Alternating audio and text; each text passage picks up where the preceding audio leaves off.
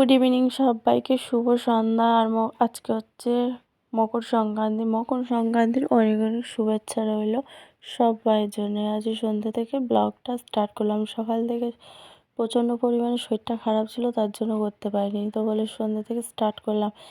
তো আজকে সংক্রান্তি বলে বড়মাসিকে বলেছিলাম একটু ফুল নিয়ে আসতে। সকালে এই ফুলটা নিয়ে এসেছে, বলেছে কুচো ফুল আনতে হবে না, কটা মালা নিয়ে এসো। তো ওই মালা মিষ্টি দিয়ে সন্ধ্যাবেলা এখন পুজো দিলাম। সকালে তো আর দিতে পারি না, তো পুজো দেওয়ার পরে সকালে যখন পুজো দিয়েছি তারপরেই বড়মাসিকে ফুল এনেছে।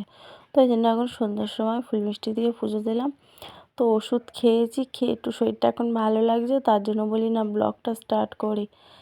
আর সেরকম একটা সকাল থেকে মানে রান্না বান্না করিনি, সেদ্ধ ভাত টাত করে খেয়েছিলাম, তার জন্য। তো আজকে তো সংক্রান্তি, সব বাড়িতেই পিঠে হবে, তো আমার বাড়ি আর বাদ যায় কেন বন্ধুরা, তাই না? তো চলো, এখন একটু ওষুধ খেয়ে ভালো আছি, এখন বানাতে হবে পিঠে, না হলে মেয়েরা আবার রাগ করবে না, সব বাড়ি হচ্ছে, ওদের একটা খারাপ লাগবে। তো ওই সোনাই ঘুমাচ্ছিল, ওই ঘরে ঘুম দিয়ে উঠে গেছে, উঠে আর এই যে চলে এসেছে।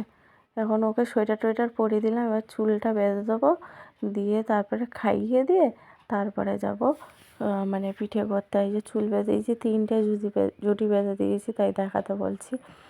তো এবার ও আমাকে বলছে খিদে পেয়েছে, খেতে দাও, দুধ খাবো। আমি বলছি ঠিক আছে। আর আমি পিঠে করব বলে সবগুলো রেডি করে রেখেছি, তাহলে ঝটপট বসিয়ে দিতে পারবো, বুঝেছো বন্ধুরা? তো এই দেখো, ওকে নিয়ে যাচ্ছে, বলছে একটু কোলে নাও কোলে নাও, মাঝের মধ্যে তো কোলে উঠতে চায়। তো ওই যে দেখো ওখানে বসিয়ে দিয়েছি, টুনটুনির মতন বসে আছে, ওকে এখন খাইয়ে দেবো, দিয়ে ঝপাঝপ করবো। আর একজনকে বলছি আর আমাকে চুলটা বেঁধে দিই, বলছে না চুল বাঁধতে হবে না, আমি একা একা বেঁধে নেবো। আর ওর আজকে পড়ার ছুটি দিয়েছে দিদি, তাই। এই দেখো এগুলো সব রেডি করা আছে, এখন ঝটপট বসিয়ে দেবো।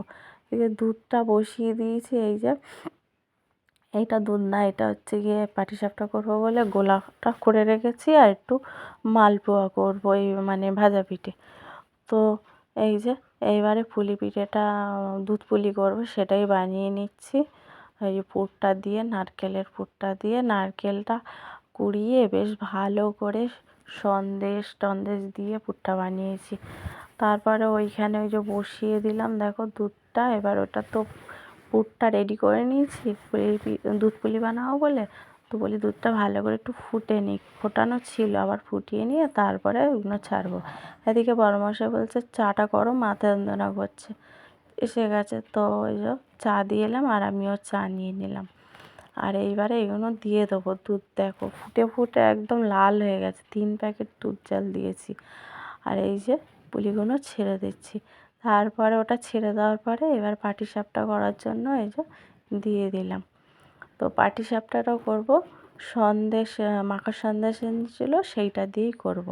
বেশিরভাগটা এটাই করব, আর কটা নারকেল দিয়ে করব। নারকেলের যে পুরটা দুধ পুলি করেছি সেই কিছুটা রয়েছে, ওটা দিয়েও কটা করব।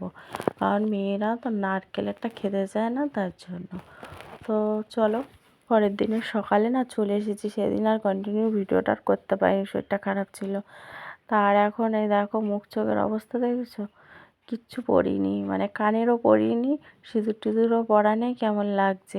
সকালে উঠে স্নান করিনি, এমনি জামা কাপড় টামা চেঞ্জ করে মুখ হাত পা দিয়ে ঠাকুর দিয়ে দিয়েছি, দিয়ে আর এই বড়মশাই বেরিয়ে গেল, খেয়ে দিয়ে তারপরেই এলাম চা করতে। একটু চা খাবো, প্রচণ্ড পরিমাণে গলা ফলা ব্যথা, তার জন্য বেলায় স্নান করব, চাটা খাই তাহলে ভালো লাগবে। তো চলো, ওই জন্য তোমার হচ্ছে গিয়ে স্নানটা করিনি, শরীরটা খারাপ কারণে 12টা সাড়ে 12টার দিকে স্নান করে নেবো। তো এখন এই চা খাবো, আর যা পিঠে টিঠে বানিয়েছি সেটাই খাবো, টিফিনেই খাওয়া হবে। তো খাওয়া দাওয়া হয়ে গেছে, তারপরে দেখো স্নান করে চলে এসেছি। এখন কিন্তু অনেকটাই বেলা হয়ে গেছে।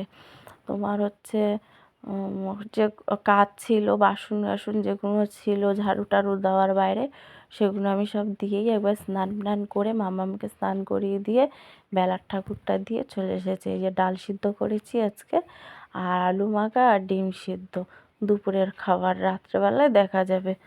তো চলো খাওয়া দাওয়া করে নিই, গরম গরম ভাত আর ডাল।